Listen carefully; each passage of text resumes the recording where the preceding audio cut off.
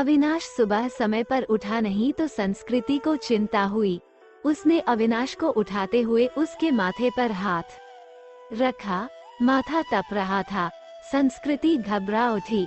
अविनाश को तेज बुखार था। 2 दिन से वो खांस भी रहा था।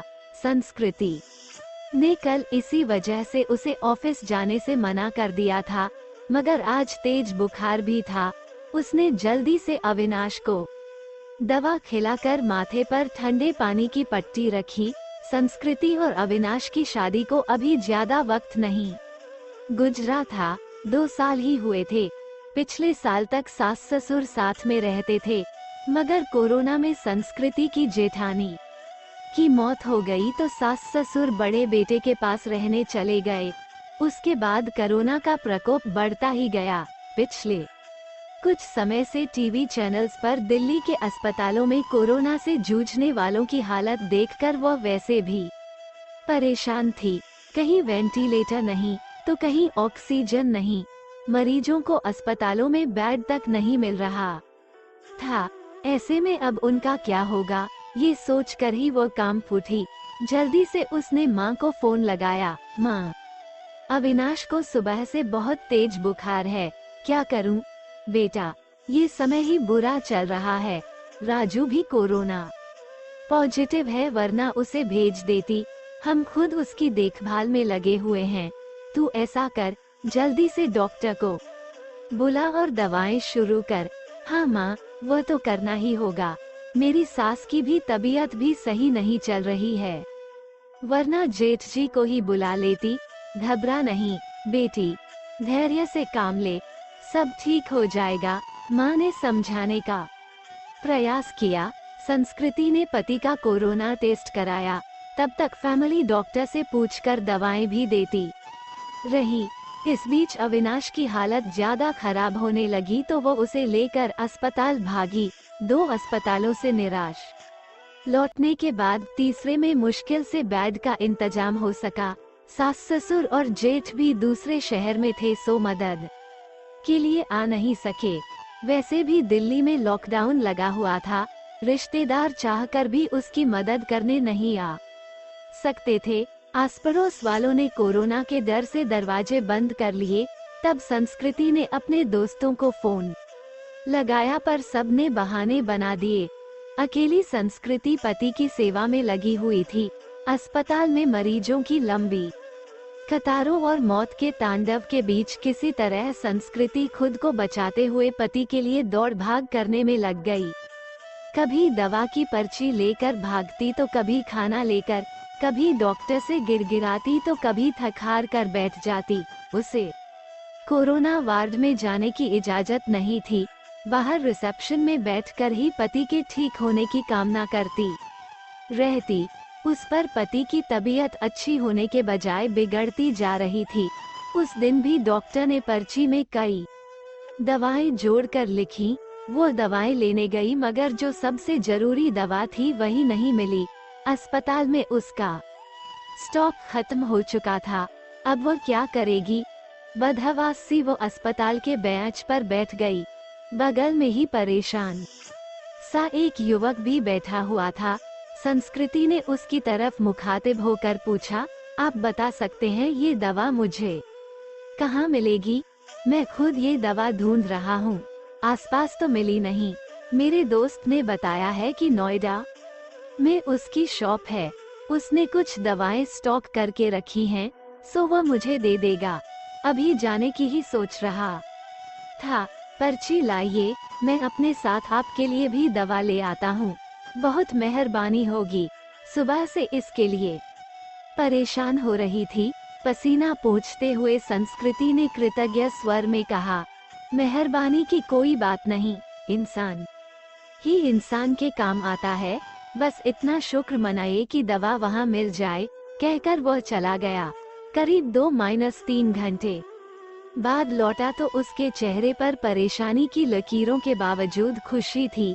ये लीजिए, बड़ी मुश्किल से मिली, मगर मिल गई, यही बहुत है। बहुत बहुत शुक्रिया। कितने की है? संस्कृति का चेहरा भी खिल उठा था। अरे नहीं, पैसे की जरूरत नहीं, आप पहले ये दवा खिलाइए मरीज को। उस दिन के बाद से दोनों में बातचीत होने लगी। वो अपने भाई की देखभाल में लगा था और संस्कृति पति के लिए दौड़ भाग कर रही थी। दोनों का दर्द एक सा ही था। संस्कृति जब भी व्यथित होती तो उसके कंधों पर सिर रखकर रो लेती। कोई चीज लानी होती तो प्रतीक लेकर आता, संस्कृति को घर छोड़कर आता। धीरे धीरे तकलीफ के इन दिनों में दो अजनबी एक बंधन में बंधते जा रहे थे। उनके बीच एक अजीब सा आकर्षण भी था जो दोनों के इस बंधन को और मजबूत बना रहा था। एक दिन अविनाश का ऑक्सीजन लेवल काफी घट गया। अस्पताल में ऑक्सीजन सिलेंडर नहीं था। तब प्रतीक ने ये जिम्मेदारी अपने ऊपर ले ली। पूरे दिन कड़ी धूप और गर्मी में लाइन में लगकर आखिर वो ऑक्सीजन सिलेंडर लेकर ही लौटा था। उस दिन संस्कृति ने पूछा था, आप मेरे लिए इतना कुछ कर रहे हैं, इतना ख्याल रखते हैं, मगर क्यों?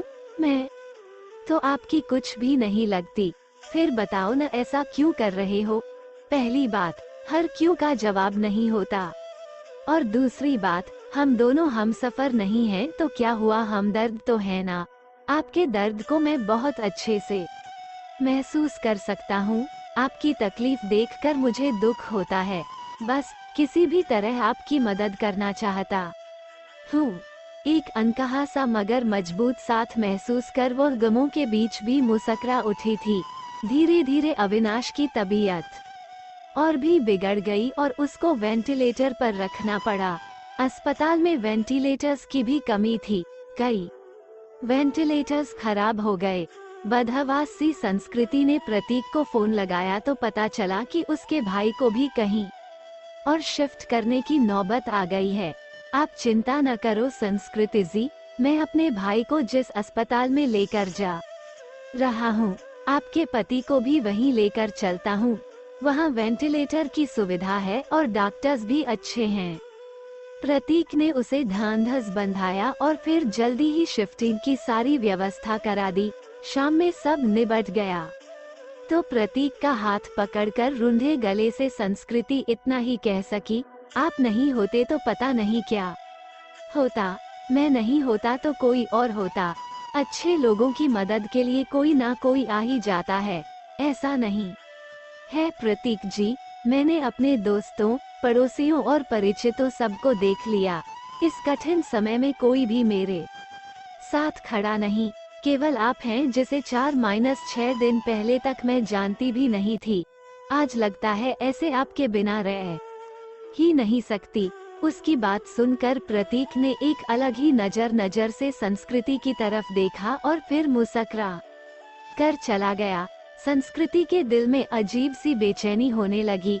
वो सोचने लगी कि प्रतीक का साथ इस परेशानी के समय में भी कितना सुकून दे जाता है।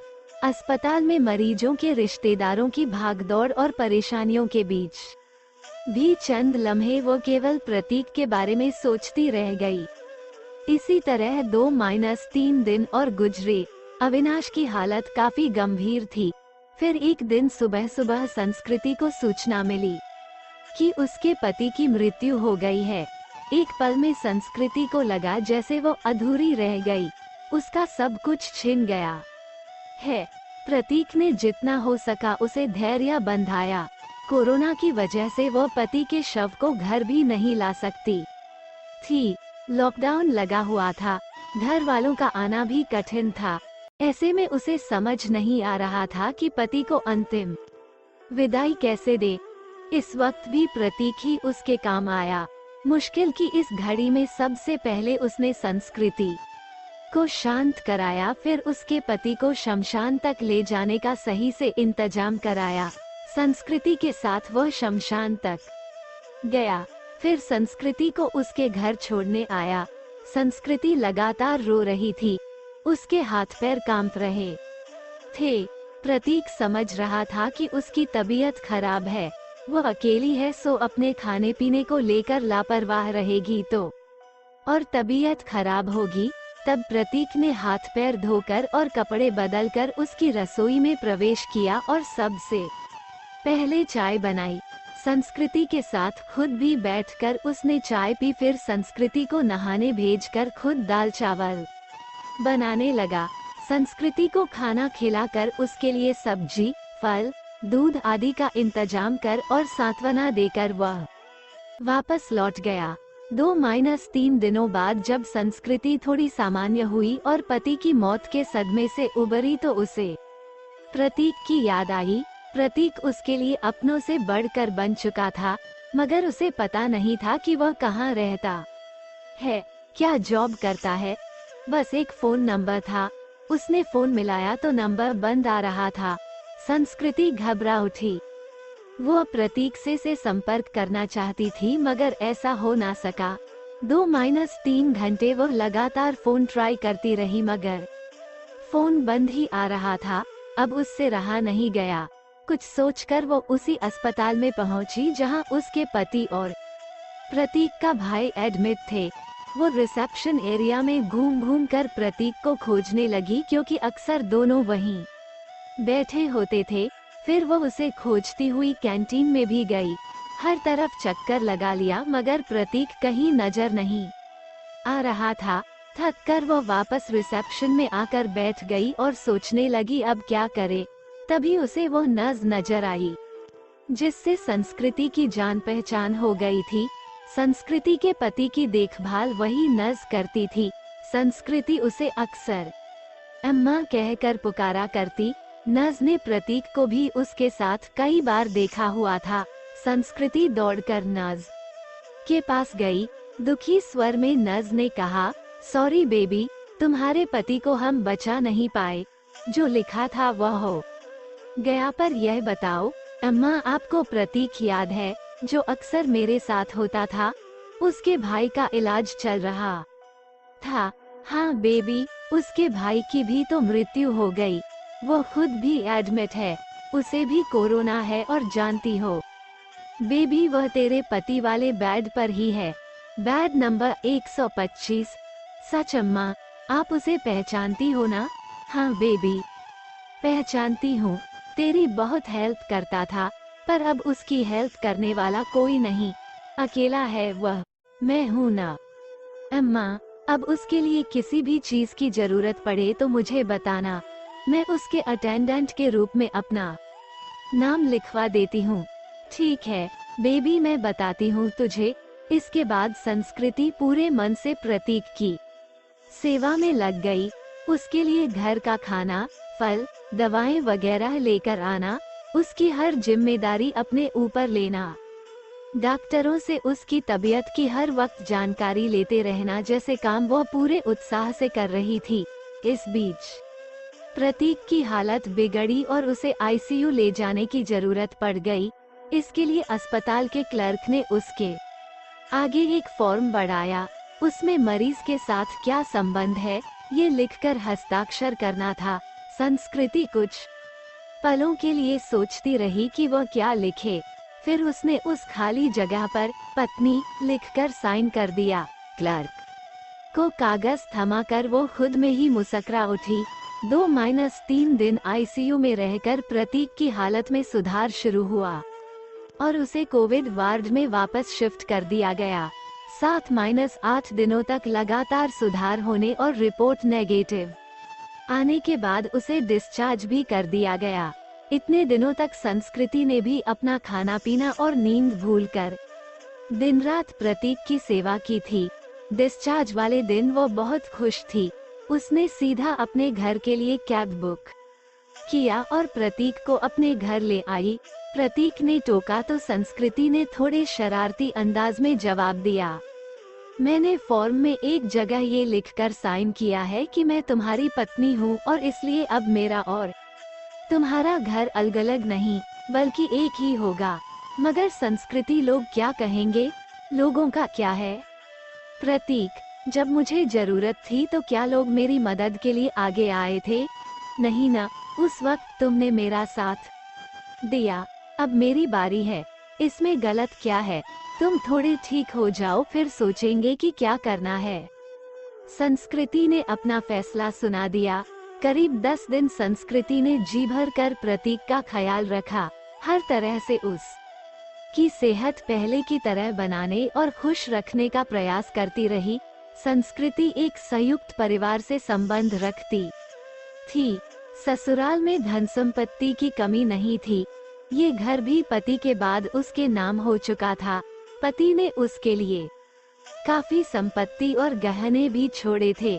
बस एक हमसफर की कमी थी जिसे प्रतीक पूरा कर सकता था। उस दिन शाम में संस्कृति ने प्रतीक के हाथों को थाम कर कहा, जो बात मैंने अनजाने ही उस फॉर्म में लिखा, क्या हम उसे हकीकत का रूप नहीं दे सकते? क्या मैं तुम्हें अपने हमदर्द के साथ साथ एक हमसफर के रूप में भी स्वीकार हूँ? मुझे लगता है संस्कृति की अब ये बात कहना फजूल है।